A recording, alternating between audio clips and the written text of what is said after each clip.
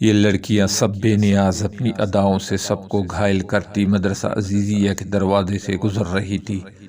حضرت شاہ محمد اسماعیل رحمۃ اللہ علیہ کی نظر ان پر پڑ گئی۔ حضرت نے اپنے ساتھیوں سے پوچھا، یہ کون ہے؟ ساتھیوں نے بتایا، حضرت یہ طوائفیں ہیں اور کسی ناچ رنگ کی محفل میں جا رہی ہیں۔ یہ تو معلوم ہوا، یہ بتاؤ یہ کس مذہب سے تعلق رکھتی ہے؟ یہ دین اسلام کو ہی بدنام کرنے والی ہے۔ یہ سب اپنے آپ کو مسلمان کہتی ہے۔ حضرت نے یہ بات سنی تو فرمایا، مان لیا کہ بدعمل اور بد کردار ہی صحیح، لیکن کلمہ گو ہونے کے اعتبار سے ہوئی تو ہماری بہنیں، لہٰذا ہمیں ان کو نصیحت کرنی چاہیے۔ ساتھیوں نے کہا کہ ان پر نصیحت کیا خاک اثر کرے گی، ان کو نصیحت کرنے والا خود بدنام ہو جائے گا۔ پھر کیا ہوا؟ میں یہ فریضہ ادا کر کے رہوں گا۔ ساتھیوں نے عرض کیا، حضرت آپ کا ان کے پاس جانا بالکل ٹھیک نہیں۔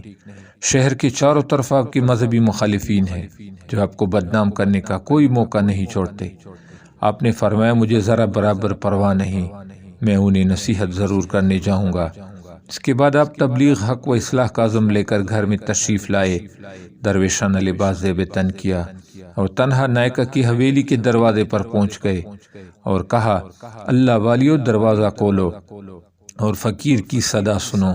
آپ کی آواز سن کر چند لڑکیاں آئی، انہوں نے دروازہ کھولا تو دیکھا کہ باہر درویش صورت بزرگ کھڑا ہے۔ انہوں نے سمجھا یہ گداگر فقیر ہے، انہوں نے چند روپے لا کر تھما دیے، لیکن اس نے اندر جانے کا اصرار کیا اور اندر چلے گئے۔ شاہ صاحب نے دیکھا چاروں طرف شمع اور قندیلیں روشن ہیں، طوائف طبلے اور ڈھولک کی تاب پر رقص کر رہی ہے۔ ان کی پانزیبوں اور گھنگروں کی کنکھار نے عجیب سما باندھ رکھا ہے۔ جو ہی نائکہ کی نظر اس فقیر پر پڑی، اس پر ہیبت طاری ہو گئی۔ وہ جانتی تھی فقیرانہ لباس میں گداگر نہیں، شاہ اسماعیل رحمۃ اللہ علیہ کڑے ہیں، جو شاہ ولی اللہ کے پوتے اور شاہ عبدالعزیز اور شاہ رفیع الدین اور شاہ عبدالقادر کے بھتیجے ہیں۔ نائکہ تیزی سے اپنی کرسی سے اٹھی اور احترام کے ساتھ ان کے سامنے جا کر کھڑی ہو گئی۔ ادب سے عرض کیا، حضرت آپ نے ہم سیاہ کاریوں کے پاس آنے کی زحمت کیوں کی؟ آپ نے پیغام بھیج دیا ہوتا، ہم خود آپ کی خدمت میں حاضر ہو جاتی۔ آپ نے آنکھیں بند کیے بغیر نامحرم سے کہا، بڑی بی، تم نے ساری زندگی لوگوں کو راگ اور سرور سنایا ہے، آج کچھ دیر ہم فقیروں کی صدا بھی سن لو۔ جی سنائیے، ہم مکمل توجہ کے ساتھ آپ کا بیان سنیں گے۔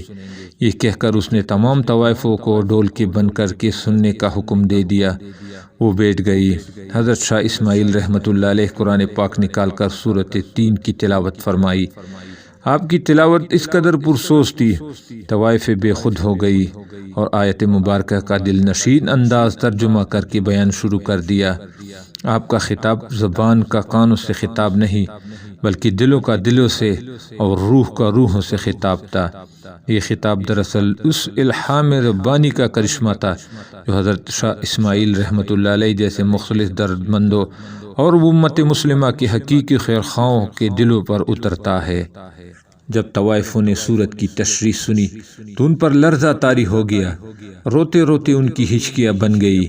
حضرت شاہ اسماعیل رحمۃ اللہ علیہ نے جب ان کی آنکھوں میں جھریاں دیکھی تو بیان کا رخ توبہ کی طرف موڑ دیا اور بتایا، جو کوئی گناہ کر بیٹھے اللہ سے اس کی معافی مانگ لے، اللہ بڑا رحیم و معاف کر دیتا ہے۔ آپ نے توبہ کی اتنے فضائل بیان کیے کہ ان کی سسکیاں بن گئی۔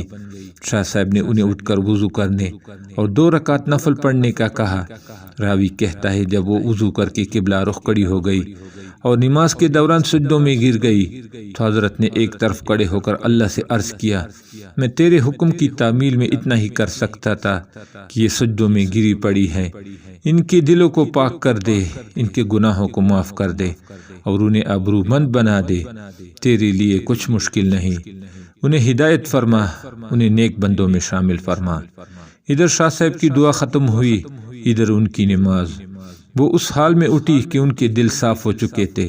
تمام طوائف گناہ کی زندگی پر افسوس کرنے لگی اور نکاح پر راضی ہو گئی۔ نوجوان عورتوں نے نکاح کرا لیے اور جو بڑی عمر والی تھی انہوں نے محض مزدوری سے گزارا کرنا شروع کر دیا۔ ان میں سب سے زیادہ خوبصورت موتی نامی خاتون تھی۔ جب اس کے سابقہ جانے والوں نے شریفانہ حالت اور سادہ لباس میں مجاہدین کے گھوڑوں کی لحاف والی چکی پر دال پیستے دیکھا تو ان سے پوچھا، وہ زندگی بہتر تھی جس میں تو ملبوسات میں شاندار لگتی، یا پھر یہ زندگی جس میں تیرے ہاتھوں پہ چھالے پڑے ہوئے ہیں۔ کہنے لگی اللہ کی قسم مجھے گناہ کی زندگی میں اتنا لطف نہیں آیا جتنا مجاہدین کے لیے چکی پر دال تلتے وقت ہاتھوں پر ابھرنے والے چھالوں سے آتا ہے۔ توبہ کا دروازہ کھلا ہے۔ جب تک یہ دروازہ کھلا ہے اللہ تعالیٰ تمام انسانوں کے گناہ معاف کرتا رہے گا۔